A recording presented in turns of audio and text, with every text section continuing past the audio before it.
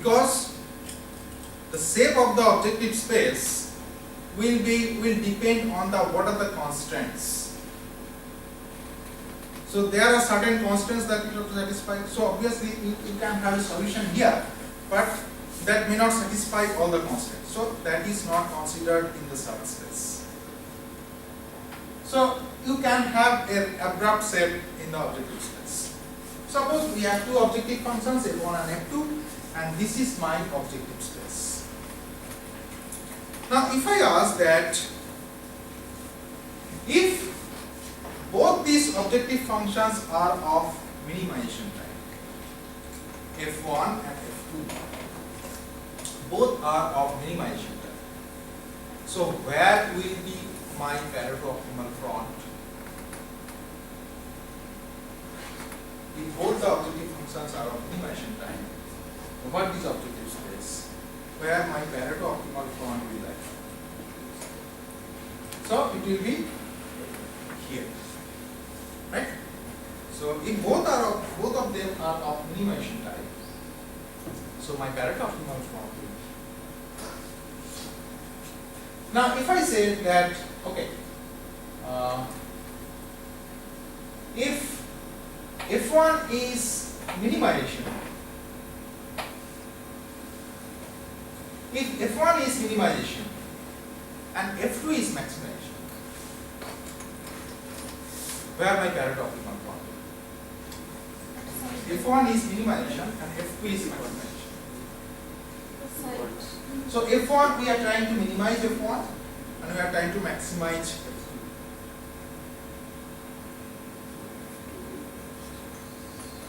So will it be here? No. Anything else? That's yeah. Here also. But not this part. No. Right? So it will be like this. So this is, have you got it? Why this part? This will also come because here these solutions will be also non-dominated over the search space. And this Pareto optimal front is discontinuous, not continuous Pareto. So two parts. Now if the opposite thing happens, that f1 is maximization and f2 is minimization, so the my Pareto optimal front will be this.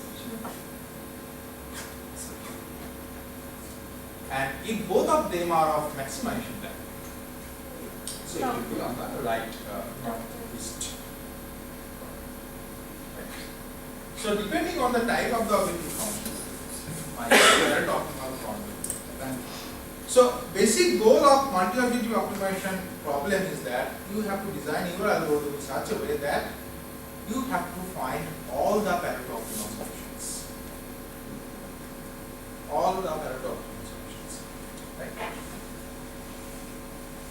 So if we compare the single objective and multi-objective optimization, so usually in multi-objective optimization we have several conflicting objective functions that we have.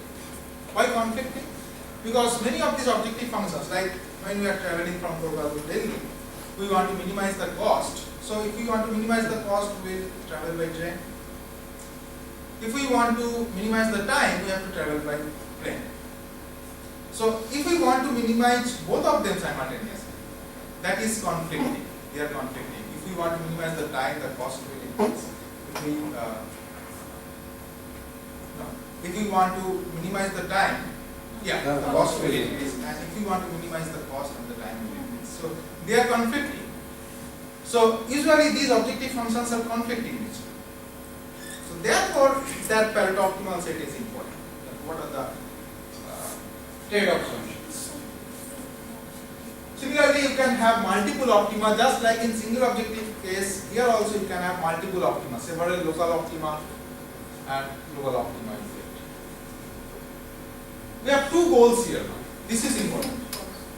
We have two goals here.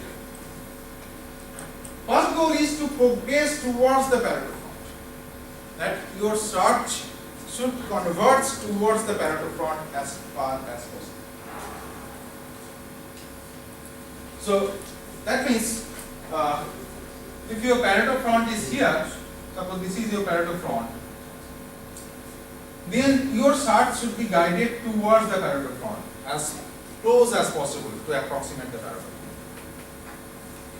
Another goal is that maintain a diverse set of solutions in the non-dominated front. Now there may be some algorithms which will take you to the Pareto front but may not cover the complete Pareto front. Just like in the previous example when we had a non-contiguous Pareto front like this one. So there will be some algorithm which will take you to the Pareto front. Maybe it will produce all these solutions in this Pareto front, but it is not capturing the complete Pareto front. Right? This part is not captured. So you have to deal with these two goals. That one, you have to approximate the Pareto front as close as possible, and also another goal is to find the complete span of the Pareto front, all possible solutions of the Pareto front. And sometimes maybe these two goals may be orthogonal, they may be contradictory. That means if you want to progress towards the Pareto front, you may not capture the complete set. And if you want to put a diverse set of solutions in the non-dominated front, you may not progress or approximate the Pareto front as close as possible. And as I said that you have to deal with two search spaces. One is the decision space, another is the objective space. And the proximity in the decision space does not necessarily mean the proximity in the objective space, and vice versa. Proximity means the similarity of two solutions. If two solutions are very similar in the decision space, they may not be similar in the objective space. They may be far apart in the objective space, and vice versa. And the search is performed in the decision space. Obviously, you have to find the decision variables. You have to encode the decision variables in the chromosomes. So searching will be done in the decision space. And also, no artificial fixers means that I discussed that you cannot combine the objective functions together in certain cases. That means you just add some weight with the objective function and combine them together in a single one. It is not always possible. And also, we don't assume any relative importance of the objective functions. We treat all the objective functions similarly. That we give equal importance to all the objective functions. So this is the basics of multi-objective optimization problem. Now let me discuss.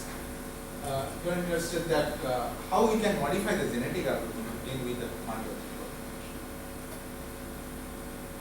So this is the basics of genetic algorithm that we have already discussed. That we have to first encode the solutions, possible solutions in the chromosomes. Then the selection will be done to mimic the survival of the fittest. Then the crossover and mutation to create the next generation population. So crossover is basically for information exchange, and mutation is, as I discussed, that to maintain the diverse set of solutions. And so this is the main loop of the genetic algorithm, that we start with the initial population, evaluate the fitness values of each solution, each chromosome, then termination criteria is checked, then the selection, crossover, mutation, and the next generation population. Again, that will be just iterated until some termination criteria is met, and finally output the best solution on the final generation. So tell me that where the problem will come, in which of these steps, if we want to modify genetic algorithm, if we want to use the genetic algorithm to deal with multi-objective optimization problem, where the main issue will come? Selection. In the selection process, right? Because you see that the crossover mutation, these processes are independent of the objective functions. But the selection is the main thing where you have to do something to deal with the multi-objective. So actually there are a lot of researches have been done in this field, and there are several different modifications of genetic algorithms have been proposed to deal with multi-objective optimization, like your NSGA, NSG2, NPGA, sphere and different versions of sphere, phase, phaser, etc. So a lot of them, and nowadays some more have been proposed. So they may be categorized mainly in two options. That one is called a non-Pareto approach, another is the Pareto approach. So non-Pareto approach is like that they do not optimize all the objective functions simultaneously. They do not try to get the Pareto optimal form, but they rather combine the objective function values in a single and then try to solve using classical geometry or something like that. But these are the more important things or more popular ones that Pareto based approaches, that they deal with all the objective functions simultaneously. Now, it is obviously not possible to discuss all these algorithms here.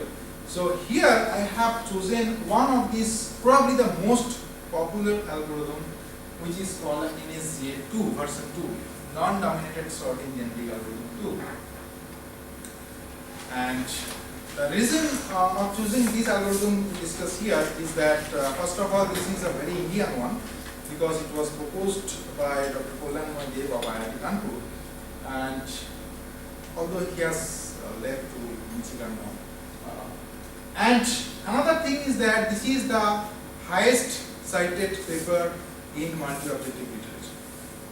It has probably has gone over 10,000 citations.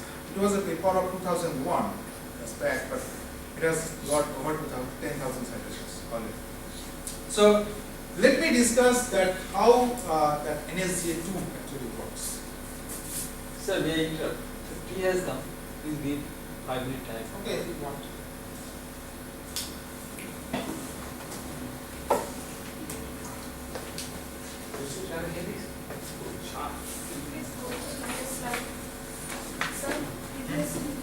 Yes.